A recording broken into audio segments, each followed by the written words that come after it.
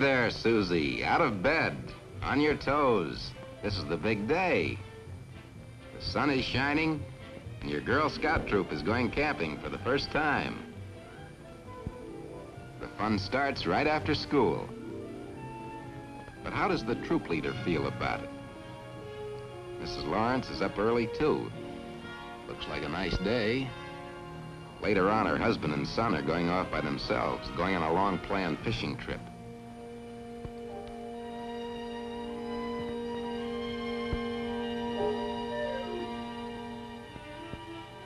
Let's see now, there's lots to be done. What's first? Breakfast dishes, straighten up the house. Oh yes, finish packing the bedroll. While she works, Mrs. Lawrence wonders. Troop camping. Will it go all right? Will they remember everything? Pancake syrup, first aid kit. She's not really worried. She and her troop have come far since that day, only a couple of months ago, when the girls first decided to go camping. Mrs. Lawrence remembers. A compass started the whole thing. Susie brought one to the meeting. Her big brother had lent it to her. She proudly showed it to the leaders while the patrols were getting together. She could tell them just how it worked. She thought it might be fun to make a map with the help of the compass. Susie wanted to show it off to her patrol, too. Show her friends how to read it. Pat didn't think much of it. A compass was only good in the woods. The patrol leader had to call for order. And Mrs. Lawrence, going to see what the fuss was all about, got there just as Betsy had a bright idea. Let's go camping. Camping? Mrs. Lawrence knew nothing about camping. The girls knew nothing about it either, but they weren't going to let that stop them. After the first shock, Mrs. Lawrence managed to appear quite calm. The Court of Honor would discuss the idea.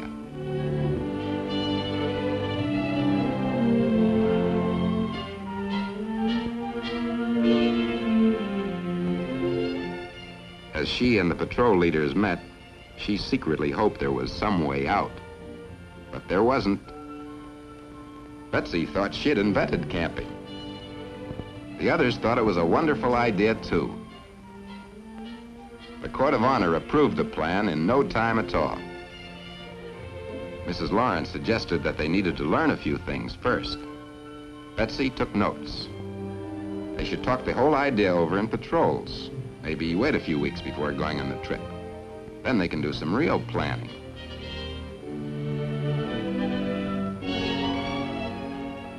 Planning. The troop minutes had a record of all the plans. What to eat, what to take, costs, things the girls wanted to learn. Miss Warner, the assistant leader, had come over for the evening to discuss troop camping. She and Mrs. Lawrence had decided they better do some planning of their own. One of the first steps was phoning the troop committee chairman. The committee could be a big help, getting a third adult to go on the trip, arranging transportation. That night, the leaders looked into safety-wise. It and the troop camp book seemed to have all the answers for a couple of beginners.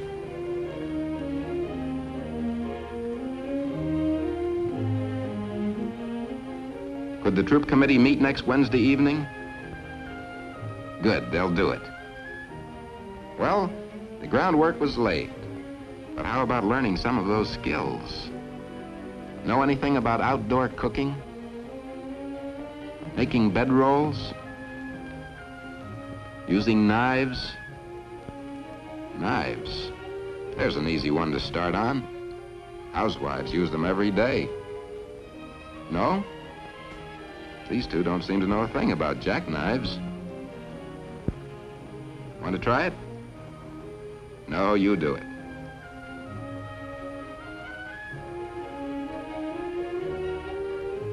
Oh, come now, it isn't that hard. The Girl Scout handbook might help some.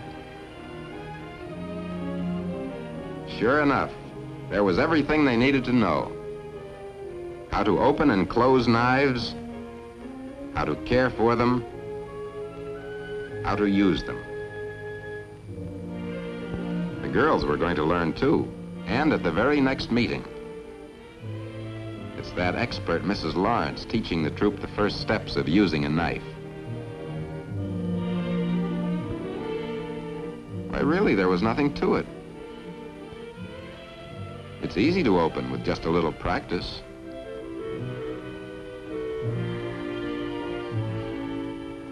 Girls who had their own knives shared them with their friends. Everyone learned quickly together. Mrs. Lawrence showed how to sharpen a knife, too. She had been surprised to learn that a dull knife is more dangerous to use than a sharp one. Well, how do you use a knife? The handbook had been a big help there, and the leaders had practiced a lot at home before showing the girls how to whittle. Leave plenty of room, and always cut away from yourself. It takes plenty of practice to do it right. Most of the girls caught on pretty well, but Ethel held her stick so that the knife might have cut her knee. Miss Warner showed her the safe way to do it.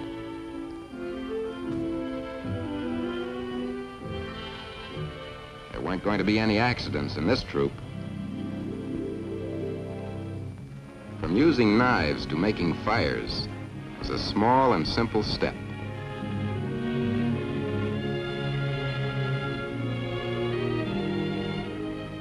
Miss Warner had already taught the patrol leaders how to build a fire. Now they were going to teach their patrols.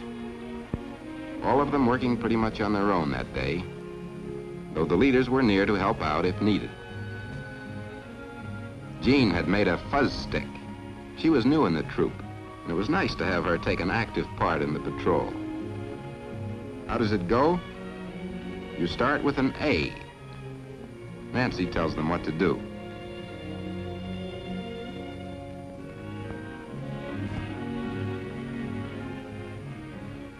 With everything going so smoothly, the leaders were beginning to relax and enjoy themselves.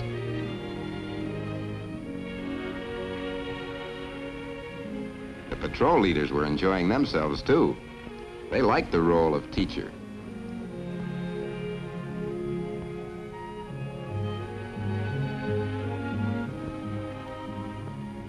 Skills were being learned, but there was more to it. Looking around, you could tell that the girls were growing up a little. While they learned to build a fire together, they couldn't help but learn more about getting along with each other.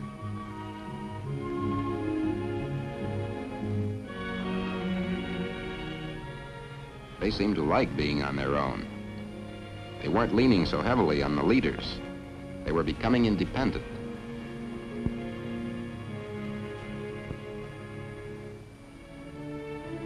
For instance, when Jane's patrol couldn't decide who should light the fire, that kind of thing can start trouble. But the leaders needn't have worried. The girls could solve their own problem, and solve it fairly, too.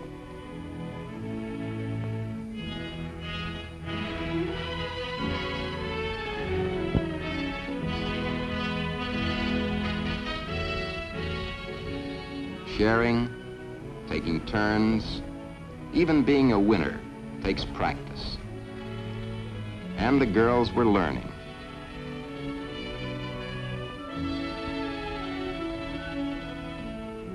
Fires are fun, especially for 11-year-olds. But fires have a purpose, too.